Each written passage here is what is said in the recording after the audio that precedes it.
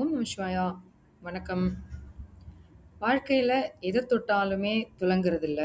தீராத பிரச்சனை, தொடர்ந்து வரும் தடைகள், தாமதங்கள், திருமணம் இல்ல தொழில்ல தடைகள், குழந்தை இல்லாமை அப்படின்னு வாழ்க்கையே எல்லாமே வக்கரமா போயிருக்கு அப்படின்னு நினைக்கிறவங்களுக்கு ஒரு சொல்யூஷன், ஒரு கோயில், வக்ரகாளியம்மன், விழுப்புரம் பக்கத்துல இருக்கிற திருவக்கரை வக்ரகாளியம்மன். ஒரே கோவிலுக்குள்ள சிவன், பெருமாள், காளி, சித்தர் ஜீவ சமாதி இப்படி பல சிறப்புகள் கொண்ட ஒரே கோயில் இது. வக்ராசுரன் அப்படின்ற அசுரனை வரதராஜ பெருமாள் வதம் செய்ததாகவும், அவனுடைய சகோதரி துன்முக்கிய வக்ரகாளியம்மன் அழித்ததாகவும், அதற்கு அப்புறமா அம்மனோட உக்கிரத்தை தணிக்கிறதுக்காக ஆதிசங்கரர் ஸ்ரீசக்கரம் பிரதிஷ்டை செய்து சாந்தப்படுத்தியதாகவும் ஐதீகம். இதனால இந்த தலத்துக்கு வக்ரசாந்தி திருத்தலம் அப்படின்னும் சொல்லப்படுறது.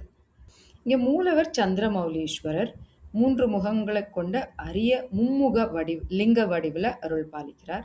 இங்குள்ள வரதராஜ பெருமாள் ரொம்ப தனித்துவமான பிரத்யேக சக்கரத்துடன் காட்சி தர்றாரு.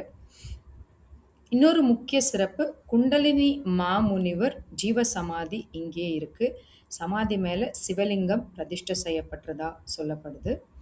இங்க வக்ர சனீஸ்வரர், விநாயகர், முருகப்பெருமான், துர்கை, தட்சிணாமூர்த்தி அப்படின்னு பல சன்னதிகளும் உண்டு.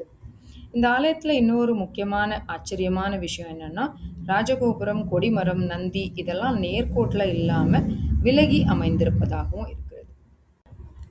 ஸ்ரீ மன்னாதீஸ்வரர் பச்சைவாளியம்மன் கோயில் ஒரு 2.5 கிலோமீட்டர் முன்னாடி திருவக்கரையிலேயே தான் நாங்கள் போன போது கோயில் மூடி இருந்தது. முடிஞ்சா அங்கேயும் கூட போய் பார்த்துட்டு வரலாம்.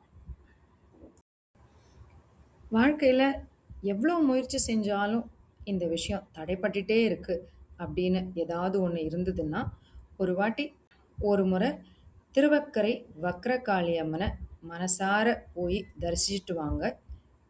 மாற்றம் நிகழலாம். ஓம்.